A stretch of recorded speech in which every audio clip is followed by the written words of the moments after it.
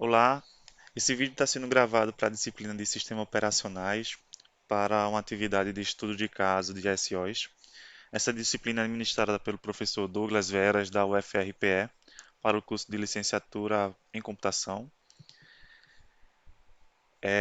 Quem vos fala é Ericles José, juntamente com a minha amiga Vanessa, que está aqui nessa call também.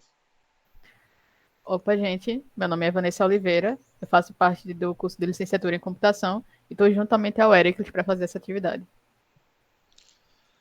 Certo, pessoal. A gente vai estar apresentando hoje, neste vídeo, alguns tópicos referentes, inicialmente sobre a introdução ao gerenciamento de processos dos sistemas operacionais, alguns comparativos entre eles, ao qual nós escolhemos, a demonstração de alguns funcionamentos e comandos que vamos fazer, tanto no terminal, quanto no CMD, quanto no gerenciador de tarefas de cada sistema, os principais e mais relevantes deles. Vamos fazer também algumas vantagens e desvantagens ao final e mostrar algumas referências que foram feitas ao decorrer desse slide, tá? Vamos iniciar aqui com a introdução ao gerenciamento de processo. Vou passar a voz para a Vanessa para estar falando um pouco sobre o sistema que ela abordou. Pronto. Primeiramente, eu escolhi o Windows 10 como um dos sistemas operacionais que a gente vai falar no decorrer dessa apresentação. E falando em gerenciamento de processos no Windows 10, o gerenciamento de processos dos sistemas Windows, ele acontece através do gerenciador de tarefas. Que Você pode clicar no seu Ctrl Shift ESC, o Ctrl Alt Del para abrir. E ao clicar na opção de mais detalhes, ele vai exibir uma lista total de processos sendo executados no Windows, como processos em segundo plano. E além disso, é possível ver consumo de CPU, memória RAM, disco e de rede de cada aplicação que está sendo utilizada no momento. Ou seja, se seu computador estiver lento, basta identificar aquela aplicação com maior consumo de RAM ou CPU, por exemplo, e tentar eliminar aquele processo ou fazer de uma forma que você consiga com que a agilidade do seu computador volte. E além disso, dentro do gerenciador de tarefa, existem outras abas que mostram o desempenho do computador, histórico de aplicativo, serviços, usuários, entre outras funcionalidades. Perfeito. Como sistema, eu escolhi o Ubuntu, mais específico 16.04.06, e ele trabalha também da mesma forma nessa parte de gerenciamento de processos do que o Windows, na parte do visual com gerenciador de tarefas.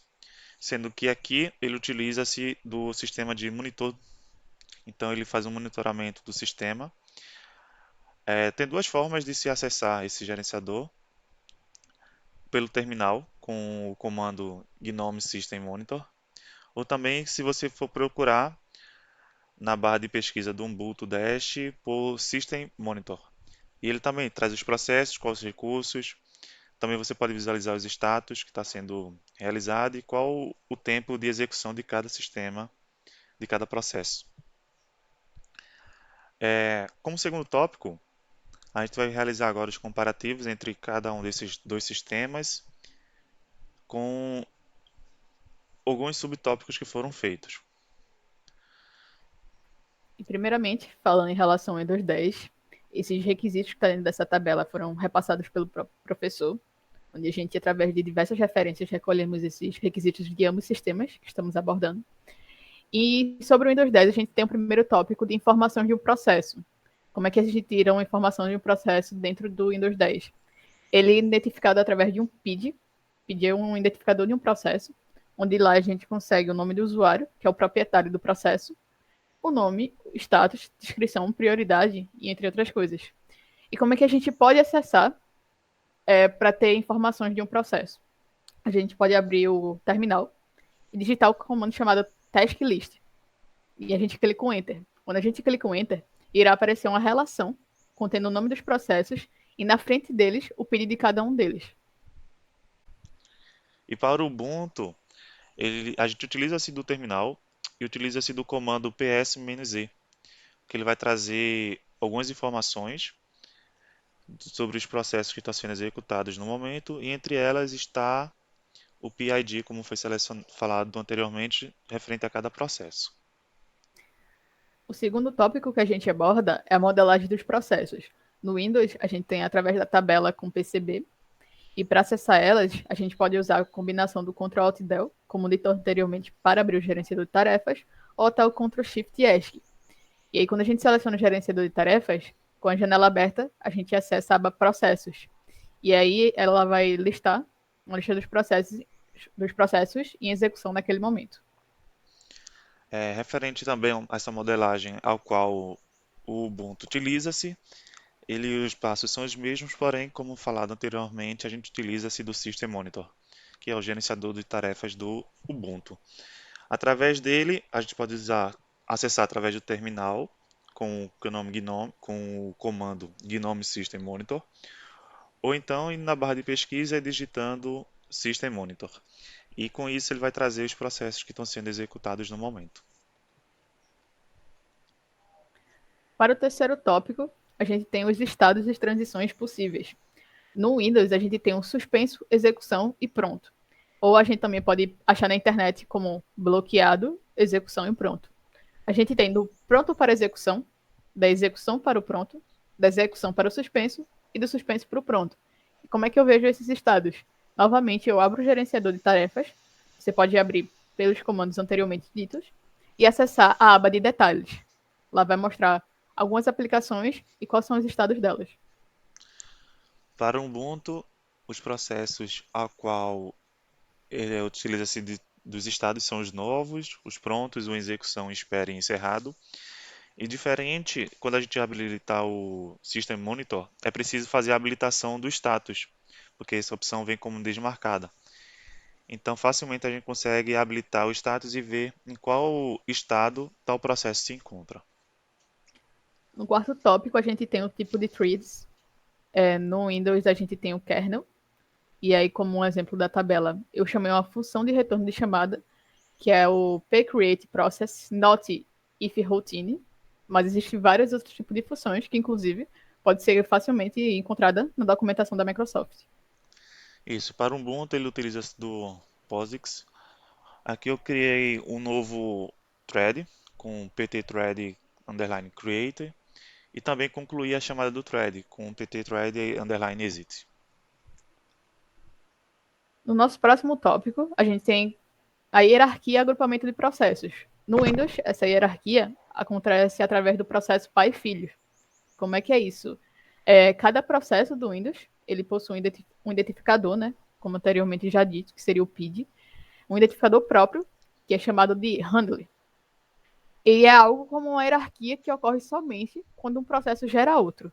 E a partir desse ponto, o processo filho, ele ganha uma ligação com o identificador do processo pai. Para o Ubuntu, a gente consegue fazer a verificação através do PS3, que ele verifica a estrutura e hierarquia de cada processo.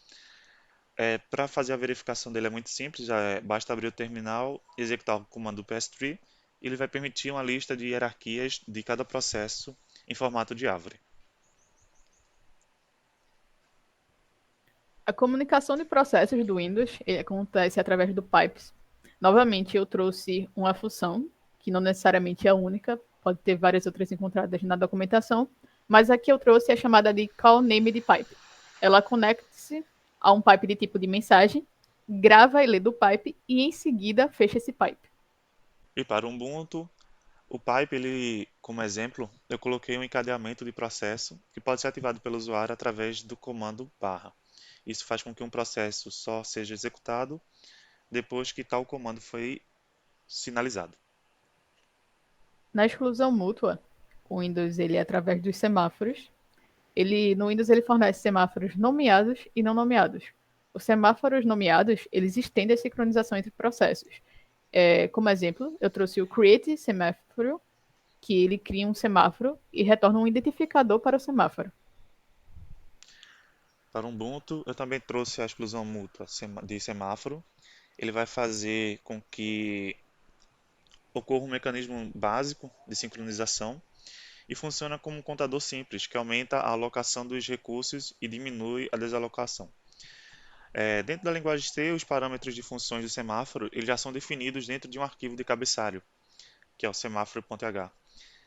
E para a inicialização do chamado, eu utilizei o comando sem_init, e ele faz com que o semáforo se inicie. Em prioridades de um processo, no Windows a gente encontra desde o 1 até o 6. A prioridade 1 é uma prioridade baixa e a prioridade 6 é a prioridade chamada de tempo real. E aí, como é que a gente pode ver isso? Utilizando o WMIC para alterar o nível de prioridade de um aplicativo, a gente pode digitar a seguinte linha de comando, que é WMIC process where name igual ao nome do processo, call set priority e o nível da prioridade. Para o Ubuntu, na prioridade de um processo, ele verifica do menor para o maior também, sendo que o -20 é o mais prioridade e o 20 é de menor impacto. E para fazer a alteração de prioridade de cada um, utiliza-se o comando renice. Quanto menor o número, maior a sua prioridade, como eu havia falado. Então a gente utiliza esse comando renice, a prioridade que ele vai ser -20 a 20 e o PID do processo.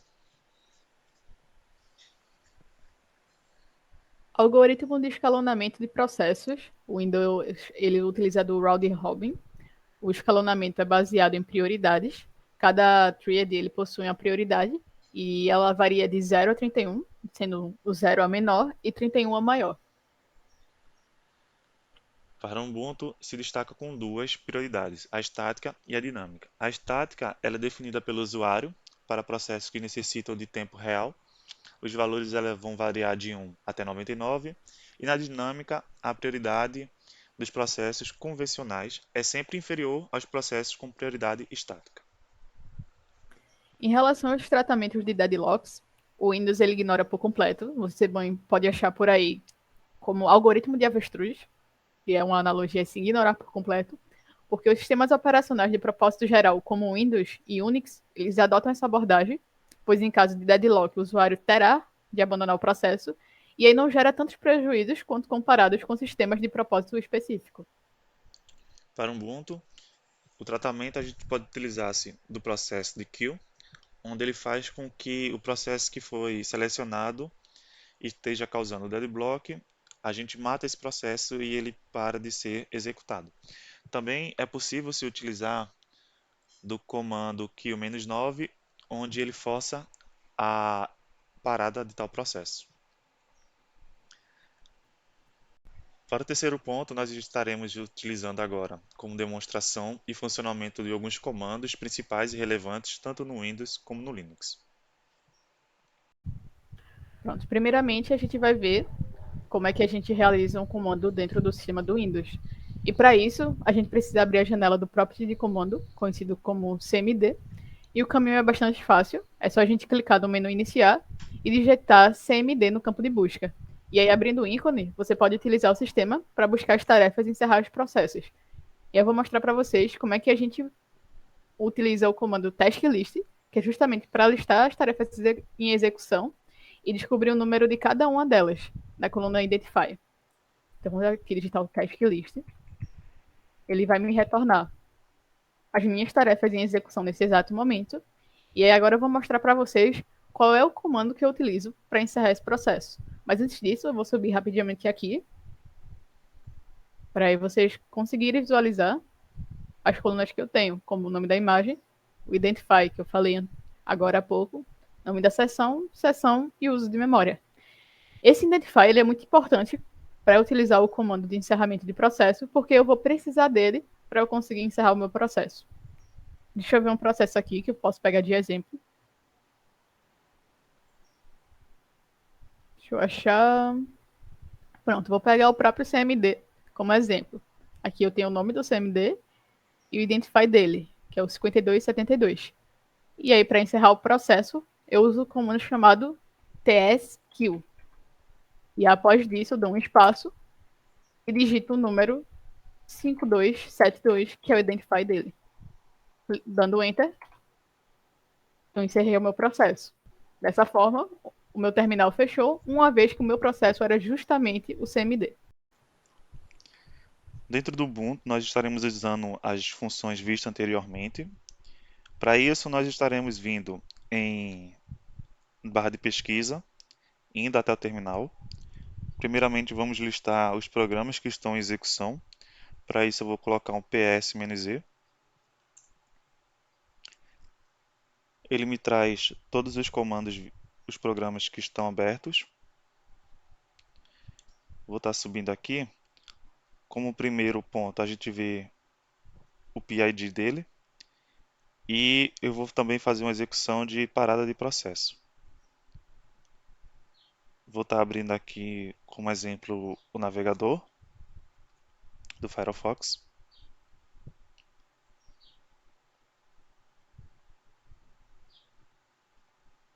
Ok, o navegador está aberto. Eu vou pesquisar por esse browser agora. Tem duas maneiras de fazer isso. Eu posso colocar novamente o ps-e e procurar por Firefox aqui no campo, ou eu posso apenas buscar ele com ps-ef barra, fazer o grep, que eu quero apenas ele, e digitar Firefox.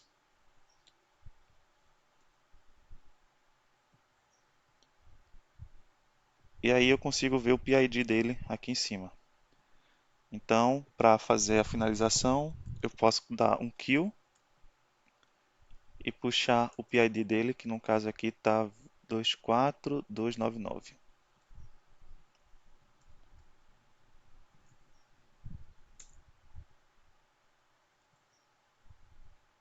E pronto. No processo que tinha sido aberto anteriormente, foi fechado. Visto algumas demonstrações de funcionalidades de comandos para processos dentro do CMD e também do terminal, nós estaremos vendo agora algumas considerações finais para cada sistema operacional. Primeiramente, falando sobre o Windows 10, a gente trouxe uma tabela onde fala vantagens e desvantagens da utilização desse sistema operacional. E para falar um pouco sobre as vantagens, nós trouxemos três delas. A primeira é a fácil instalação. Em comparação ao Linux, por exemplo, o Windows conta com uma instalação muito mais simples. Segunda vantagem que a gente pode trazer são atualizações constantes. A Microsoft ela libera atualizações de tempos em tempos para as versões consideradas ativas pela empresa. E a terceira é a grande compatibilidade. A maioria dos equipamentos é compatível com o Windows, o que não ocorre necessariamente com outros sistemas operacionais. E já falando em relação às desvantagens, a gente também trouxe três desvantagens. Uma delas é o código fechado.